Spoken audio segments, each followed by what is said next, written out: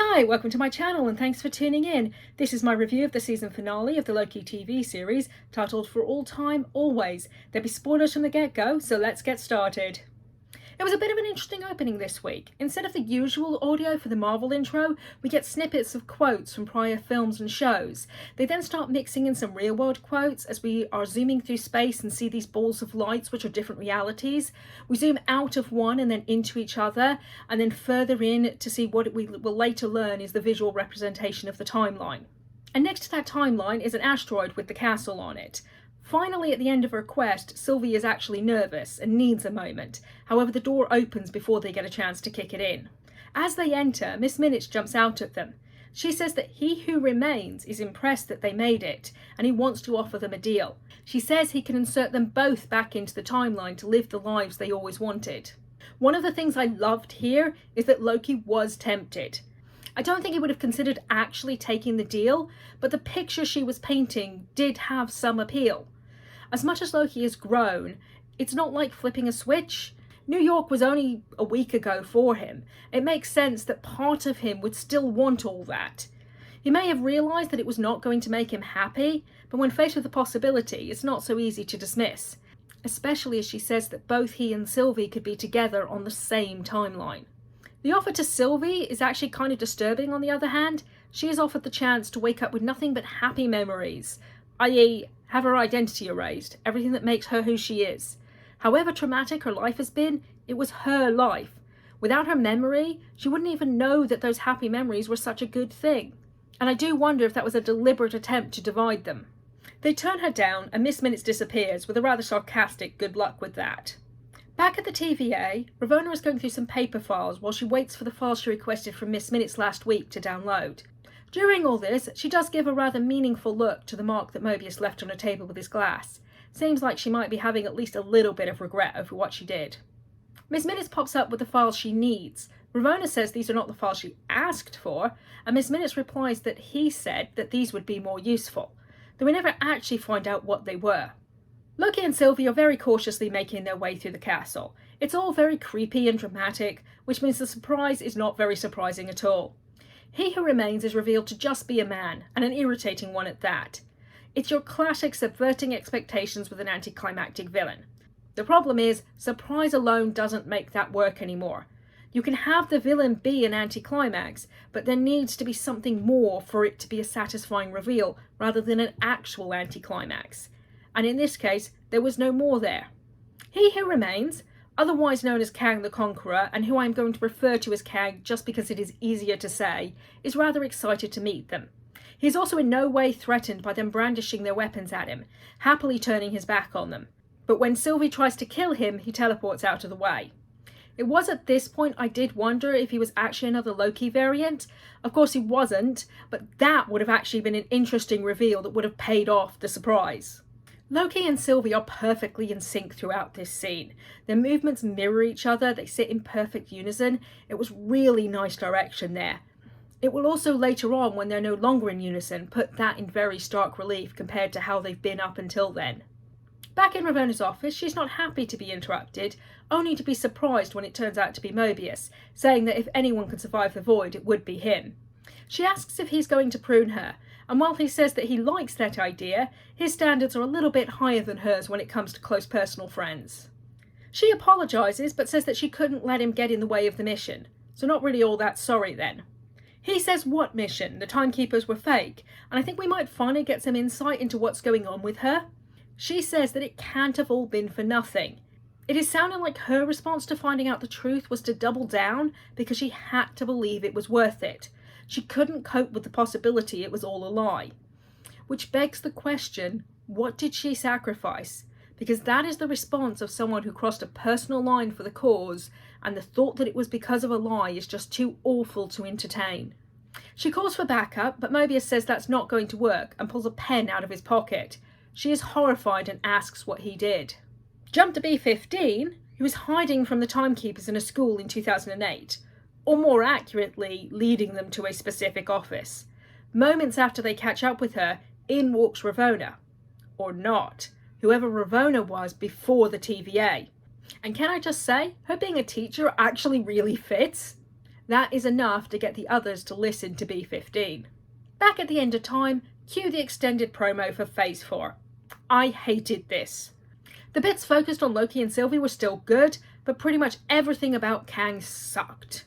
The season finale is not when you dedicate that much time to introducing a new character.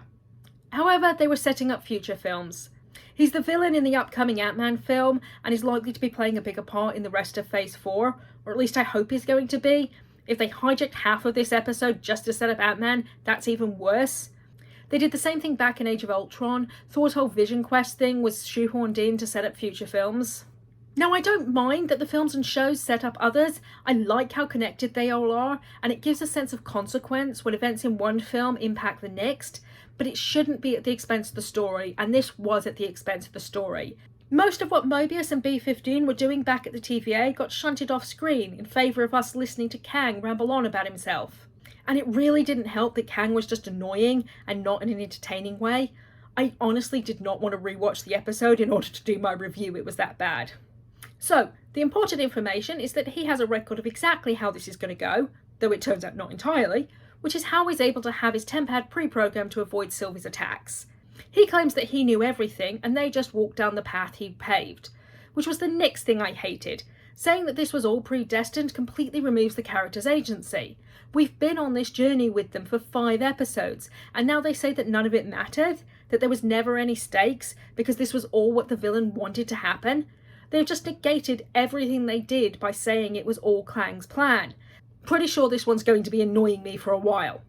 Anyways, a variant of his was the one who worked out how to cross realities, and initially it was all sunshine and roses and scientific exploration, but then some variants of him turned out to be not so friendly and only interested in war. The war that broke out between realities nearly destroyed everything. A creature was created from all the tears in reality, capable of consuming time and space. Alioth.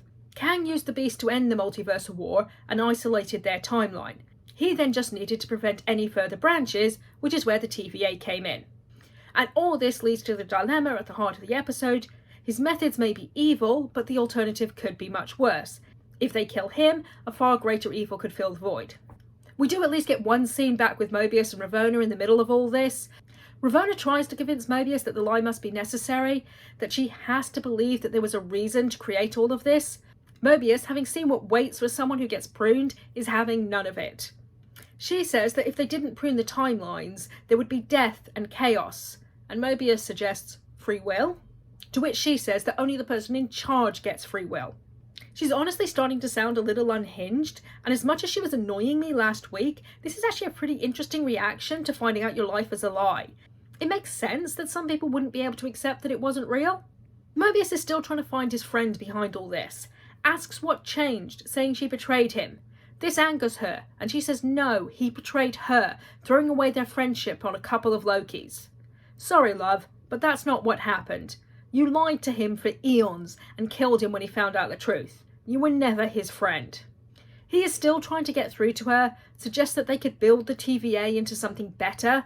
He tries to stop her from leaving, though it doesn't appear his heart is really in it, and she easily disarms him, though this time she doesn't prune him. She just leaves through the portal, saying she is going in search of free will.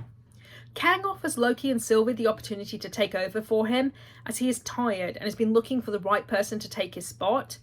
He gives them the choice of killing him and kicking off another multiversal war, or returning to the TVA as benevolent rulers. He says it's not personal, it's practical, and Sylvie angrily says that it was personal to her. He calls her out on her hypocrisy, says that they are all villains here. And we see the guilt on Loki's face as a reminder of his past actions, but not on Sylvie's. She isn't there yet. Throughout this whole conversation, Sylvie has been dismissive and Loki has been more thoughtful. This is the point where Kang runs out of script. He doesn't know what happens after this point, and it seems like it might be the first time in a long time that he didn't already know exactly what was going to happen. And we see the timeline start to branch outside as he talks and pushes his tempad across the desk towards them. Sylvie tries to kill him and is stopped by Loki, much to her dismay. He wants them to stop and think for a minute.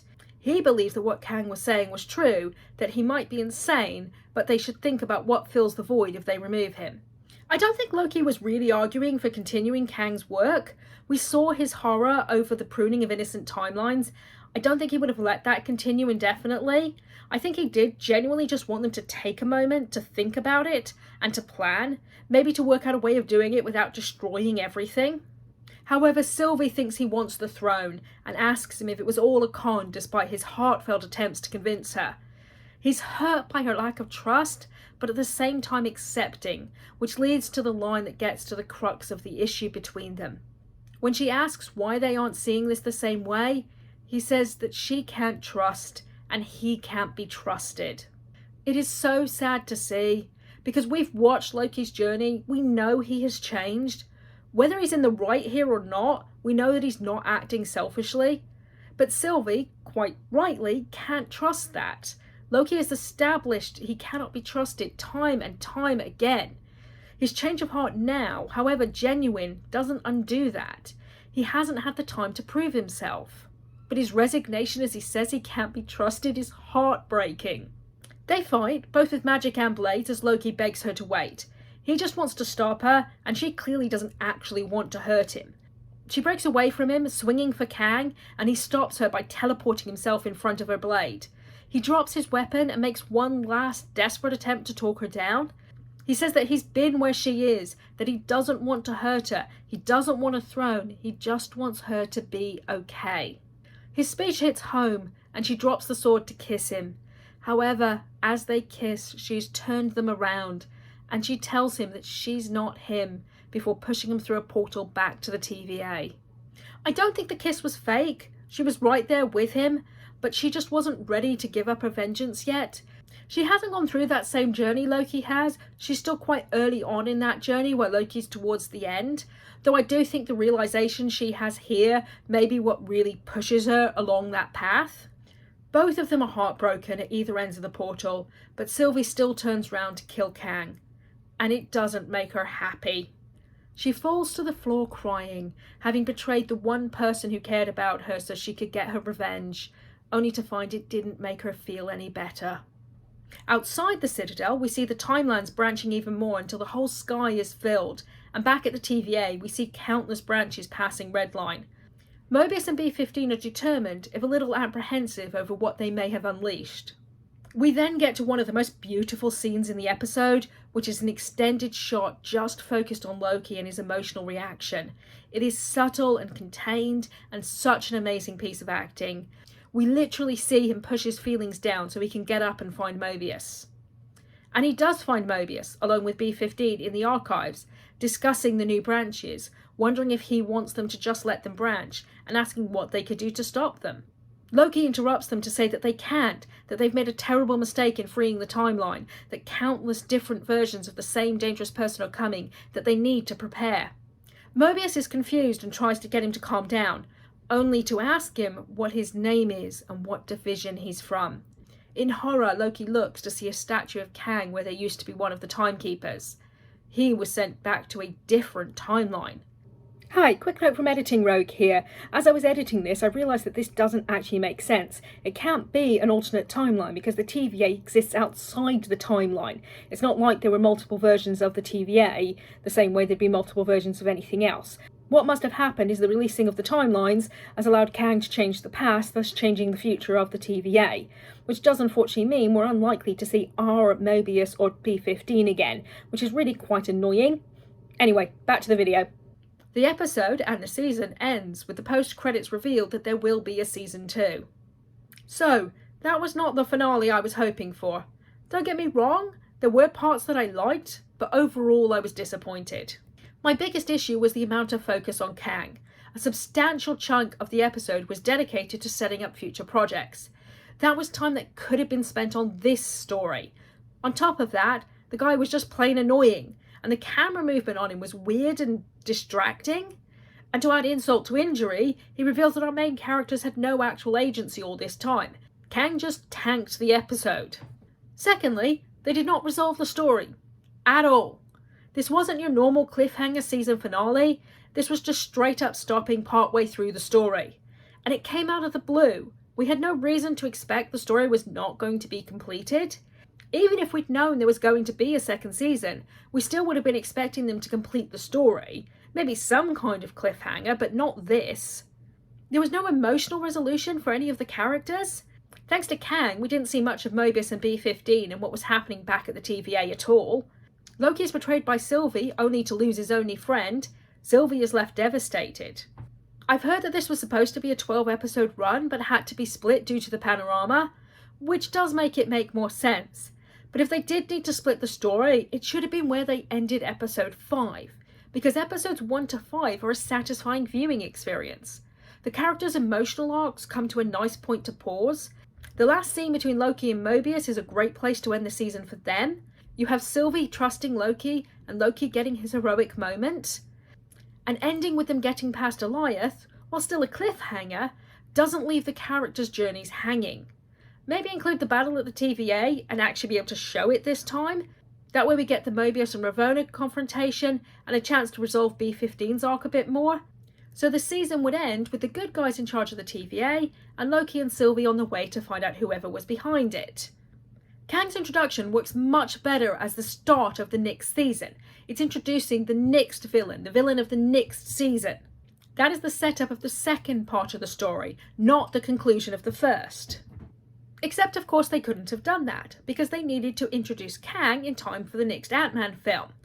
Which means my whole second point is really just an extension of my first one, that using the episode as a promo for Phase 4 really torpedoed the narrative flow. Even more than it would have done if they'd had their full 12 in one go, because they had to cram all the Kang setup into one episode. And then they ended by seeming to say that the TVA, our villains, were actually in the right. If what Kang said was true, and that was what was implied, then everything they were doing was justified to prevent an even greater evil, which undercuts everything our protagonists have done. It makes for an interesting moral dilemma, but not a great place to close out a season. As heartbreaking as it was, what happened between Loki and Sylvie was amazing, and I loved what we saw of Mobius and B-15. But overall, an unsatisfying finale to what has otherwise been a really excellent show. Let me know what you think in the comments. I'd really like to know what you thought and if you felt the story ended in a satisfactory way for you. So my original plan was to film a video for next week, looking at the story as a whole and going back through all my theories and predictions to see where I was right and where I was wrong. But that's not going to work given the story isn't actually complete. So instead, I will probably jump straight into some videos about Leverage Redemption, which I've not had a chance to watch yet, but I am really looking forward to. But if there is anything else you think I should check out and comment on, please do let me know. If you liked the video, please hit that like button, and if you'd like to see more, please consider subscribing and hitting that notification bell so you'll know every time I post. Until then, have a good one.